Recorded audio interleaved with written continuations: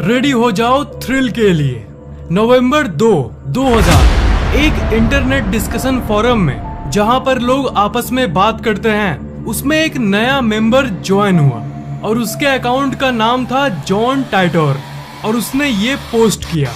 Hello दोस्तों, मैं एक टाइम ट्रेवलर यानी समय यात्री हूँ और मैं साल 2036 से आया हूँ। साल 1975 में गया था एक IBM 5100 कंप्यूटर लेने, क्योंकि साल 2036 में हमारे टीम को उसकी जरूरत थी। और 1975 से 2036 वापस जाते समय मैं बीच में साल 2000 में रुक गया हूँ, क्योंकि मुझे देखना है कि पास्ट कैसा था और Y2K नाम की एक कंप्यूटर प्रॉब्लम को भी मुझे देखना था। इस मैसेज ने पूरी इंटरनेट को हिला कर रख दिया था, पर ज्यादातर लोग तो यही मानते थे कि ये कोई फेक प्रोफाइल वाला आदमी है जो सिर्फ पब्लिसिटी और फेमस होने के लिए ऐसा कर रहा है। ज्यादातर लोगों ने तो इसे सीरियसली नहीं लिया। फिर उसकी पोस्ट का रिप्लाई करते हुए बहुत लोगों ने कहा कि अगर तुम सच बोल रहे हो तो इसका कुछ प्रूफ दो हमें। और उसके बाद उसने जो भेजा उसने सबके होश उड़ा दिए। उसने उस टाइम मशीन का डिजाइन पोस्ट किया और यहाँ तक कि उस टाइम मशीन की एक्चुअल फोटोज को भी पोस्ट की। ये देखकर सभी की होश ही उड़ गए। किसी को समझ नहीं आ रहा था कि ये क्या हो रहा है। जॉन टाइटर का ये कहना था कि वो एक आर्मी है साल 2036 में और उसके दादाजी IBM कंप्यूटर कंपनी में जॉब करते थे और इसलिए उसके कॉन्टैक्ट्स, उसकी जान पहचान IBM में थी। और IBM कंप्यूटर ही एक ऐसी चीज थी जो उसकी भविष्य की कंप्यूटर प्रॉब्लम को सॉल्व कर सकती थी। इसलिए वो टाइम मशीन की मदद से वापस आया था 1975 में। आपके मन में ये सवाल आ सकता है कि अगर वो सच में फ्यूचर से आया था तो उसे तो पता ही होगा कि आगे क्या होने वाला है, तो क्या उसने किसी घटना के बारे में बताया था? जी हाँ, यही तो अजीब बात है, उसने बहुत कुछ बताया था। जॉन टाइटर ने एक पोस्ट किया था जिसमें उसने कहा था कि पेरू में एक बहुत ही बड़ी अर्थक्वेक आने वाली है। एंड गेस व्हाट, उसके उस पोस्ट के कुछ महीनों बाद ही 23 जून 2001 में पेरू में इतिहास का सबसे भयंकर भूकंप आया। उसने ये भी वार्निंग दिया था हम लोगों को कि तुम लोग स्पेस शटल ओवरहीटिंग प्रॉब्लम को सॉल्व कर लो, नहीं तो भविष्य में बहुत बड़ा हादसा हो जाएगा। और इस पोस्ट के बाद 21 फरवरी 2003 में हमें ये घटना एक्चुअल में देखने को मिली। कोलंबिया स्पेसक्राफ्ट इसी दिन दुर्घटनाग्रस्त हुआ था। उसने और भी बहुत सारे बातों को बताया, जैसे ओलंपिक 2004 ही सबसे आखिरी ओलंपिक होगी और कई तरह के अलग अलग घटनाओं के बारे में कहा। पर जैसा कि हम जानते हैं ये सब बातें गलत साबित हुई और उसकी सारी बातों की एनालिसिस की जाए तो लगभग आधी बातें झूठी साबित हुई और आधी बातें सच्ची। पर अगर आप डीपली इसे देखोगे तो किसी इंसान की आधी भविष्यवाणी सच कैसे हो सकती है और वो भविष्य के बारे में इतना कुछ कैसे जान सकता है? जॉन टाइटर के ऊपर एक किताब भी लिखी गई और इसका नाम था John Titor a time traveller's tale. March 2001 को जॉन टाइटर ने अपना आखिरी पोस्ट किया, मतलब इस डेट के बाद उस अकाउंट से आज तक कोई पोस्ट नहीं हुई और एक रहस्य बन के वो हमेशा के लिए गायब हो गया। A man in a plane. 1954 में एक प्लेन जापान के एयरपोर्ट पे लैंड किया और उस एयरपोर्ट से एक नॉर्मल सा इंसान बाहर की तरफ निकल रहा था। और जैसा कि आपको पता होगा, एक जगह में बीच में पासपोर्ट चेकिंग होती है, तो वो वहाँ अपना पासपोर्ट दिखाने के लिए रुका। पर वहाँ पर जो हुआ वो कुछ ज्यादा ही अजीब था। वो इंसान एक बिजनेसमैन टाइप लग रहा था और ऐसा प्रतीत हो रहा था जैसे ये अपने बिजनेस ट्रिप पर है। पर जब इसका पासपोर्ट चेक किया गया तब वो पासपोर्ट एक यूरोप की कंट्री टॉरेड की थी। पर जानते हो, टॉरेड नाम का कोई जगह असल में एग्जिस्ट करता ही नहीं। शुरू में ऑफिशियल लोगों को लगा कि ये कोई पासपोर्ट की गलती है, पर उसी समय उस इंसान ने खुद अपने मुंह से ही कह डाला कि नहीं, कोई गलती नहीं है, मैं टॉरेड का रहने वाला ही हूँ। और तुम लोग ये कैसे कह सकते हो कि टॉरेड नाम का कोई देश है ही नहीं? मेरा देश तो हजारों सालों से यूरोप में है और टॉरेड से जापान का ये मेरा पहला ट्रिप नहीं है। मैं यहाँ पर पहले भी कितनी बार आ चुका हूँ। वो इंसान बहुत गुस्सा हो गया था।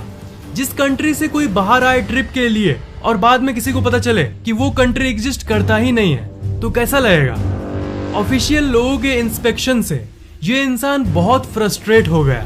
प्रूफ के लिए उसने अपना पासपोर्ट ओपन करके दिखाया। पासपोर्ट पर बहुत सारे जेन्युइन सील्स लगे थे, स्टैम्प्स भी लगे हुए थे जो कि बिल्कुल जेन्युइन था। और यहाँ तक जापान का स्टैम्प भी उस पासपोर्ट पर था, जो उसके हिसाब से उसने तब लिया था जब वो यहाँ पर किसी बिजनेस रीजन के चलते आने का प्लान बना रहा था। उसके पास एक लाइसेंस भी था जिसके ऊपर कंट्री का नाम टोरेड लिखा हुआ था। फिर ऑफिशियल्स ने उसे एक मैप दिया और ये कहा कि तुम्हारा कंट्री टोरेड मैप पर कहाँ पे है, जरा बताओ तो। और उसने पॉइंट भी किया फ्रांस और स्पेन के बीच में एक छोटी सी एरिया पे। उसने ये कहा कि यहाँ पर टोरेड है, पर जैसा कि आप जानते हो मैप के इस जगह पर दो ही कंट्रीज हैं, फ्रांस और स्पेन। यहाँ टोरेड नाम का कोई भी देश नहीं है और इसलिए उस इंसान को एक सिक्योर्ड होटल रूम में भेज दिया गया। वो इंसान मान गया और ऑफिशियल्स ने उसे ये कहा कि सुबह में इंस्पेक्शन के बाद, तुम्हारी जांच के बाद हम तुम्हें छोड़ देंगे।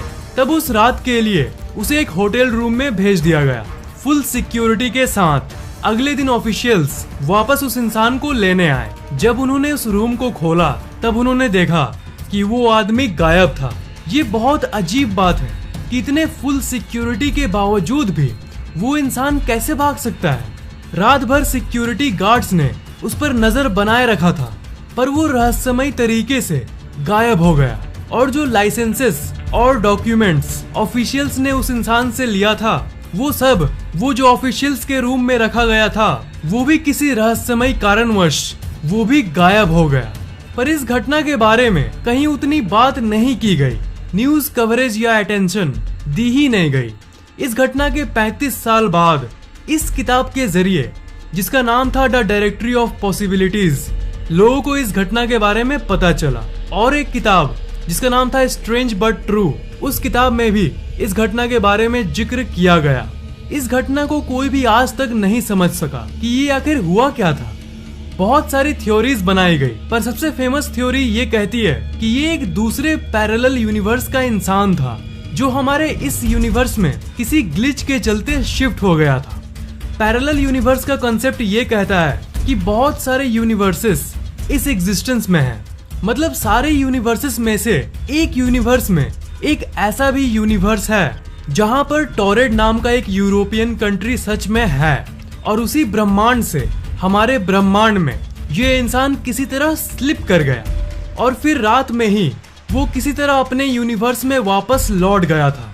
और क्योंकि वो हमारे यूनिवर्स में कभी एग्जिस्ट करा ही नहीं था, इसलिए उसके साथ साथ उसकी जो लाइसेंस और डॉक्यूमेंट ऑफिशियल्स ने लिया था, वो सब भी गायब हो गया। दूसरी थ्योरी ये कहती है कि वो इंसान फ्यूचर से आया था। हो सकता है कि भविष्य में टोरेड नाम का कोई जगह होगा जहां से ये इंसान टाइम ट्रेवल करके जानबूझकर आया होगा, सिर्फ ये देखने के लिए कि पास्ट कैसा था। और इसके आसपास कोई ऐसी सीक्रेट डिवाइस होगी जिससे वो होटल रूम के अंदर ही अपने यूनिवर्स में वापस लौट गया।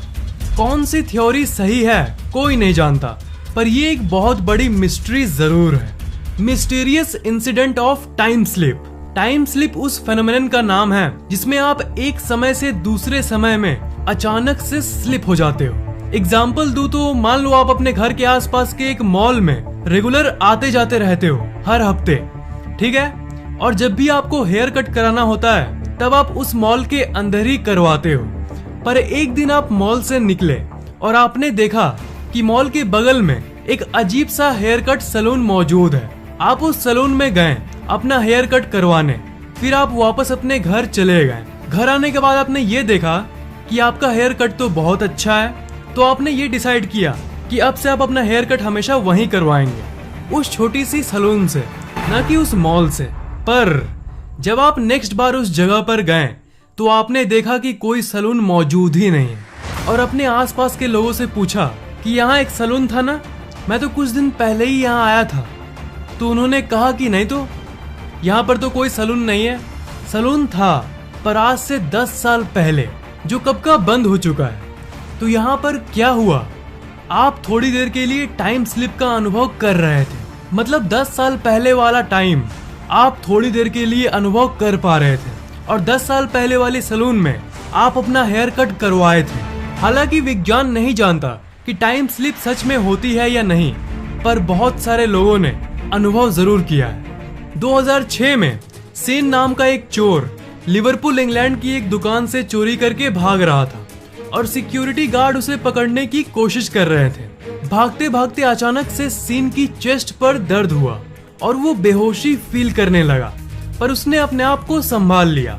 पर नीचे झुके हुए पोज से जब उसने अपना मुंह ऊपर उठाया आगे भागने के लिए, तब उसने ये देखा कि सब कुछ बदल गया है। सिक्योरिटी गार्ड गायब है और आसपास के घर और रोड पूरे तरीके से बदल गए हैं और लोग भी अजीब पुराने जमाने के ड्रेस पहने हुए हैं। फिर उसने दौड़ के एक न्यूज़पेपर की शॉप पर डेट देखा और उसने देखा कि ये 1967 है, मतलब 2006 से 1967, मतलब वो 39 इयर्स समय में पीछे आ गया था।